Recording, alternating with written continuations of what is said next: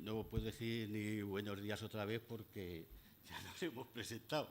Entonces, pues ya directamente voy a hacer una breve exposición porque en media hora pues no se puede resumir todo lo que es la historia de nuestra profesión y lo que va a ser el avance futuro. Pero bueno, vamos a tratar de ver los grandes hitos, las cosas más importantes, desde que se crearon los estudios los estudios industriales, que fue como así se llamaron.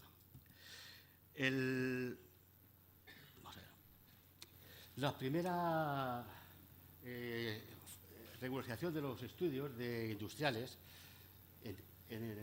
apareció en el reinado de Isabel II y el proyecto, el Real Decreto, era de Seijas Lozano. En el periodo en que se crean estos estudios, en el 1850, pues lo que se vivía en España era pues un atraso en cosas de industria. La industria no existía prácticamente, era mínima, era una población eminentemente agrícola. Y los estudios y la formación industrial pues dependía casi exclusivamente de las propias empresas, las pequeñas industrias que existían y casi todas artesanales. Mientras que la primera revolución industrial empezó en el año 1777-78, pues aquí hasta los años 1840 España no se coge al carro de una pequeña revolución industrial. Hay que recordar que por este año España tendría unos 14 millones de habitantes, no tenía más. El 70% más de la población era analfabeta, no sabía ni leer ni escribir. Después, hubo grandes, en la década que se desarrollan todos los estudios, la década que se llama la década moderada de Isabel II, entre el 1845 y 1855, pues hay un periodo de calma, se intenta relanzar los primeros estudios industriales y en aquella época también, en el 1850, he puesto al lado porque ese edificio de los Congresos de los Diputados es cuando tuvo su inauguración. Lo único que existía en cuanto se puede decir ingeniería era la de caminos, canales y puertos, la ingeniería minera y las industrias estaban pues muy pobres. Antes de que saliera el decreto de 1850, el decreto Seijas, pues hubo la llamada Ley Pidal. La Ley Pidal fue un adelanto en la ordenación de las enseñanzas en general y fue el avance o el precursor del decreto de 1950. Ya dentro de la exposición de motivos, pues ya se decía que normalmente los estudios eran más bien escolásticos, mucho latín, pero poco ciencia, poca tecnología aplicada, y entonces, pues claro, había un peso que los propios expositores de motivos reconocían que eso era un lastre para el desarrollo de la industria de España, del Reino de España. Pero otra cosa curiosa, dentro de la exposición de motivos también se decía que había demasiadas universidades en España. El número de universidades en España ya se decía en 1845 que era excesivo y había 10 universidades, 10 centros universitarios en toda España. Eso yo creo que me suena. Hay muchas universidades en nuestro país. Bueno, pues hace siglo y medio pues también se decía prácticamente lo mismo. En esta estructuración de las enseñanzas de la Ley Seijas, pues aparte de los estudios de enseñanza secundaria, facultad mayor, estudios superiores, están estudios especiales. ¿Qué son estudios especiales? Aquellos estudios que no se cursaban para hacer una carrera para obtener un grado académico, sino que eran estudios para ser profesionales. Y se crean también para esos estudios lo que es las escuelas especiales. Esas escuelas especiales era donde se cursarían esas carreras, esas nuevas estudios que se quieren impulsar. Pero ¿qué ocurre? Pues que faltaban definir qué reglamentos conducirían a esos estudios y qué reglamentos tendrían para regular las escuelas.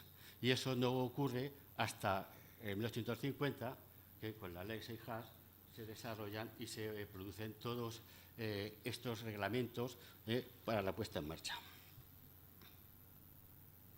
Bueno, la ley Seijas, o el decreto Seijas, lo que hace es estructurar las enseñanzas industriales como tales, como elemental, de ampliación y superior.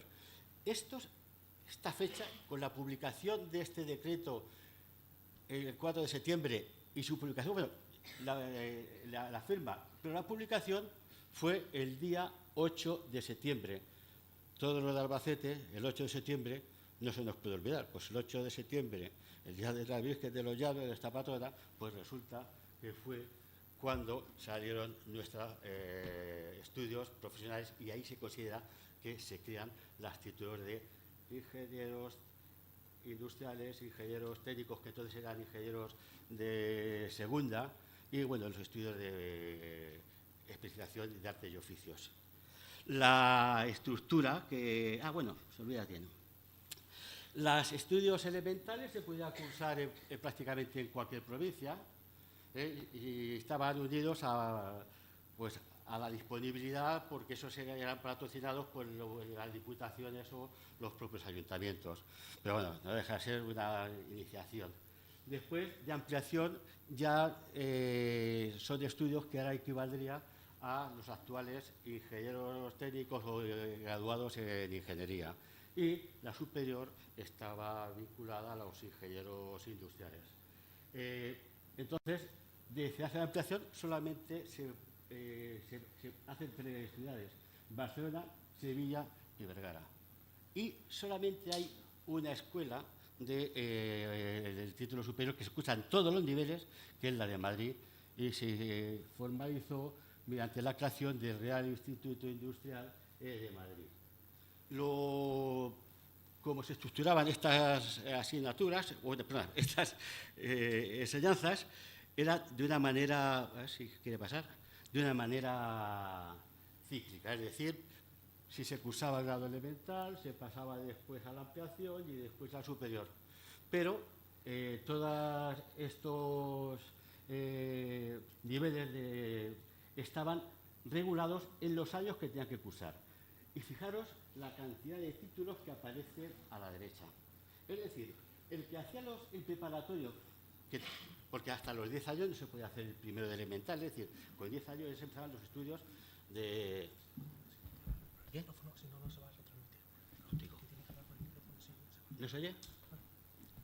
Vale, me pongo entonces por aquí. Comentaba que con 10 años, hasta 10 años no se podía comenzar los estudios industriales elementales. Bueno, pues, pero claro, se dedicaban directamente a entrar en talleres, poca formación científica, mucha práctica y siempre de mano de los maestros o los artesanos que existían. Al terminar el tercer curso, obtenían entonces el certificado de aptitud profesionales industriales. Y después hay gente que al hacer el tercer curso ya podía pasar a los cursos de ampliación. Ahora, si no querían hacer los cursos de ampliación, o sea, el nivel de ampliación, pues directamente cursaban un año más, con lo cual ya obtenían el certificado de título de máster en artes y oficios. El maestro en artes y oficios. Bueno, esos serían los que después, con nuestra formación profesional, era oficial de primero hasta tercero y después sería maestro industrial. O sea, que más o menos eso ya estaba estructurado así pues en 1850. Los estudios de ampliación solamente se podían cursar, como hemos dicho, en las 3 escuelas de Barcelona, Sevilla y Vergara, y a los 3 años era el profesor industrial, que ya les capacitaba para dar clases en el nivel elemental. Después, el cuarto curso, uno podía optar por la electricidad, bueno, la electricidad no existía, la mecánica o la química. Claro, estamos hablando de 1950, la electricidad estaba en mantillas, eran juguetes de laboratorio que después se desarrollaron, pero de momento no, la electricidad hasta el 1901 pues no aparece dentro de los planes de estudios. Y si hicieran las dos especialidades de mecánica y química, entonces se les daba el título de ingeniero industrial de segunda.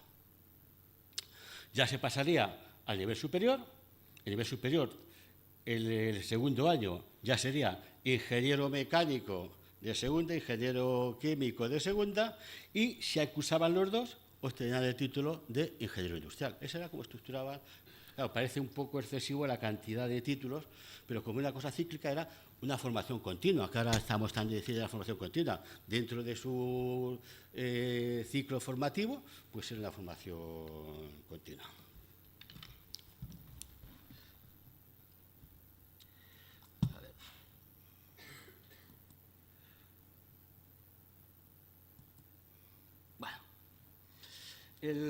No tarda mucho tiempo, 5 años después sale el Real Decreto de Francisco Lusán, o el Decreto Lusán.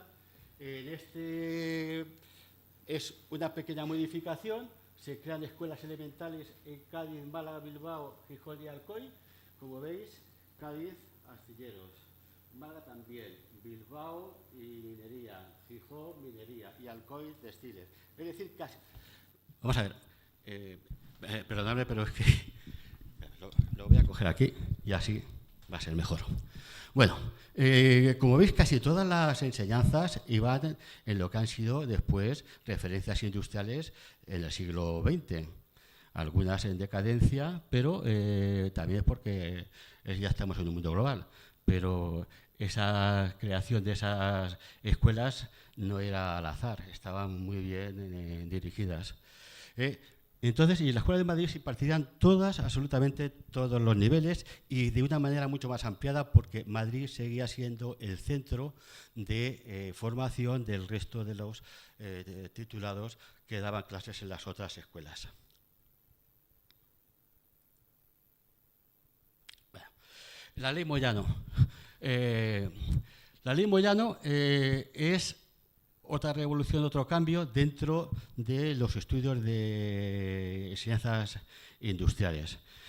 Con la ley Moyano, pues aparece la denominación de perito mecánico y perito eléctrico en sustitución de los ingenieros de segunda clase, que ya desaparecen. Refundía todas las enseñanzas en una sola y crea un problema que eleva a categoría de escuelas superiores las existentes de Barcelona, Sevilla y Vergara y crea la de Gijón y Valencia. Esto que en principio parecía que era una cosa muy bien, se alcanzaban escuelas superiores repartidas por más puntos de España, pero al final trajo como consecuencia que no había dinero para mantenerlas, no había alumnado y cerraron todas las escuelas o desaparecieron en 10 o 12 años. Es decir, en el 1867 pues ya desaparecen todas y solamente queda funcionando la Escuela de Barcelona. La Escuela de Barcelona que no ha parado en toda la trayectoria, o sea, en toda la vida. Vamos, desde ese año. Bueno, hubo distintas modificaciones, como promovió el conde de Romanones, pero ya estamos hablando de 1901. Es decir, que de 1867 al año 1901, los estudios industriales solamente existen completos en Barcelona. El Real Instituto Industrial de Madrid cerró y hasta el 1901 no volvieron a abrir. Entonces, el conde de Romanones pues, estableció entradas para obreros, principalmente en turno de noche, enseñanzas de práctico industrial, que sean como capataces, y enseñanzas de perito industrial. Y se desarrollaban en 3 años.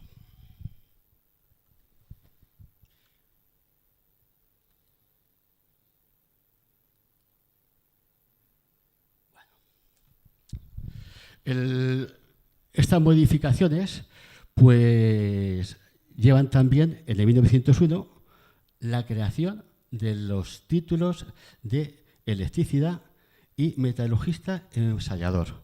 Son nuevas y claro, ya empezamos el desarrollo de la energía eléctrica y fue en el 1901 cuando aparecen estos estudios. Estos estudios superiores de industria, pues dentro también de la propia ley venía a decirnos que se crean también los aparejadores en ese decreto. Y el título daba derecho a ejercer las profesiones respectivas y a matricularse en escuelas superiores de ingenieros, la de Madrid, Barcelona y Bilbao, que son las que vuelven a funcionar en 1901. Otra cosa curiosa, el certificado de electricista habilitará para obtener el ingreso en el cuerpo de telégrafos en la forma que se determine. Esa tradición permite ahora que las instalaciones de telecomunicaciones estén recogidas como competenciales para los ingenieros eléctricos y electrónicos.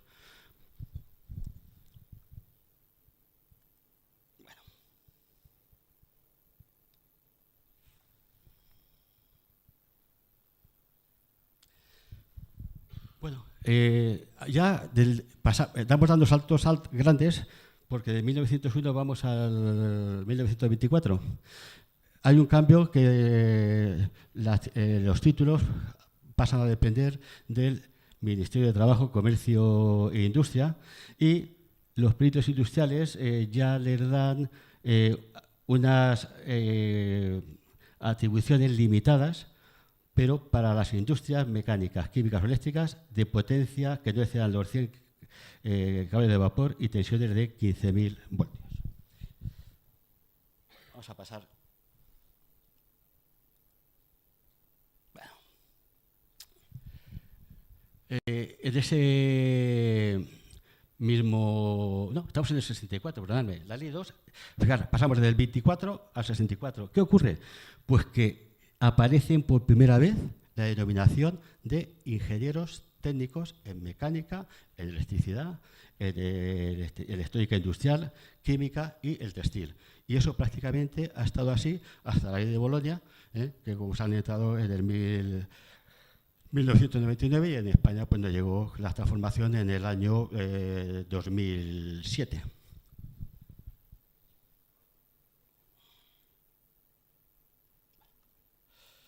Esto es el tema de atribuciones, los reales decretos que la regularizan, y hubo una para los ingenieros técnicos y otra para los peritos, en el año 71 y el año 77.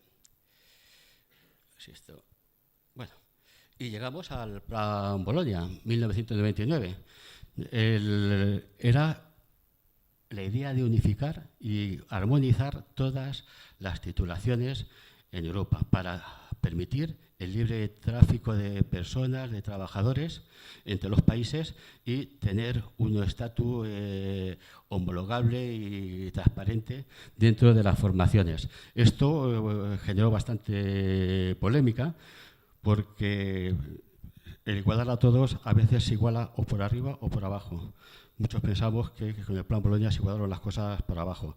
Así hay algunas universidades, como todo de la Grande École de Francia, que no se han sumado y siguen llevando sus propios planes de estudios y no se han integrado. Nosotros sí.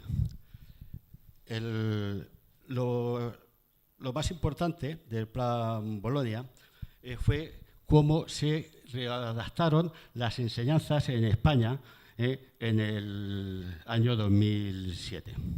Entonces, hay un cambio total de la denominación, se crean las titulaciones de grado, titulaciones de máster y titulaciones de doctorado. Desaparecen entonces las diplomaturas, ingenierías técnicas, licenciaturas y una medida de contabilizar la formación, créditos ECTS. Esos créditos ECTS que armonizan, pero no tanto como parece.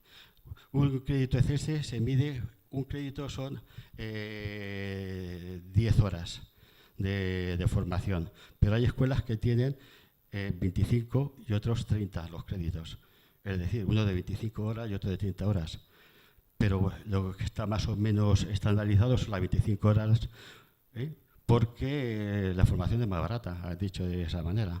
El tener créditos que sean 25, 30 horas de formación pues es algo más costoso.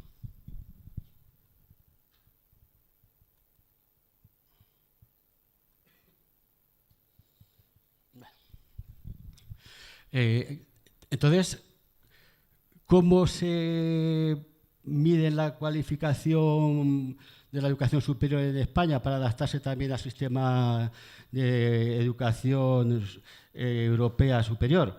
Pues en títulos de nivel 1, de nivel que es técnico superior, 2 que somos los grados y somos titulados de grado, 3 que son del máster con el título de máster universitario y el cuarto que son los doctorados. Esto es completamente distinto de lo que había. Desaparecen las diplomaturas, desaparecen las licenciaturas, menos la arquitectura que tiene un estatus distinto a los demás, igual que la medicina, tiene otro estatus europeo distinto. Los demás estamos ya en este cuadro, ya somos entonces grado 2, título de graduado. Pero claro, en Europa, ¿cómo se mide esto? Se mide de otra manera. En Europa, los niveles de cualificación, EQF, tenemos 8 niveles. Y nosotros en España solamente tenemos 4. Es decir, que el nivel 5 sería el nivel 1 meses, el nivel 6 es el grado, que es nuestro nivel 2, el 7 son los máster y el 8 es el doctorado.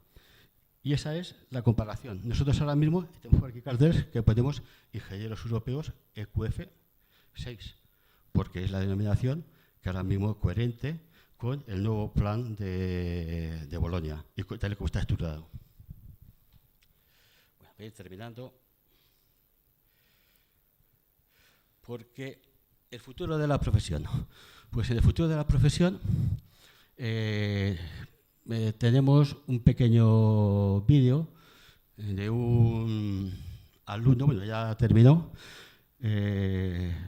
estudiaba en Dublín y ahora está en Estados Unidos, pero os lo cuenta él.